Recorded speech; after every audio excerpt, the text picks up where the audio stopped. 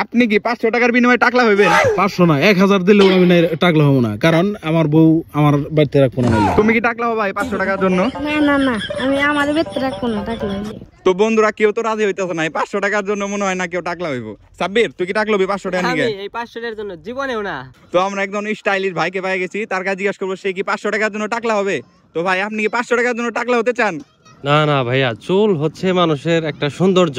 আমি যখন বাইক নিয়ে যাই তখন আমার চুলগুলা উড়ে, আর আমি চুল ছাড়া আমি ভার্সিটিতে কিভাবে ঢুকবো? আমি ঢুকতে পারবো? আমাকে দেখলে সব মেয়েরা সবাই হাসাহাসি করবে। এর জন্য আমি চুল কাটতে পারবো না 500 টাকার জন্য। আমি তোমাকে 1000 টাকা দিব, তুমি কি চুল কাটবে? তাহলে এই যে আমি টাকা দিচ্ছি তোমাকে, এই যে আমি তোমাকে 1000 টাকা দিচ্ছি। আচ্ছা আমি রাজি। ও নো গাইস, রাজি হয়ে গেল। তুমি আগে কাটবা পরে টাকা। আর গাইস এই ভিডিওতে যদি 50,000 লাইক হয় তাহলে পরের ভিডিওতে আমার চুল আমি কেটে ফেলবো। সবাই অতি তাড়াতাড়ি এই ভিডিওতে 50,000 লাইক করে দিন, তাহলে আমরা পরবর্তীতে সাব্বিরকেও টাকলা করে দিতে পারবো। সবাইকে ধন্যবাদ।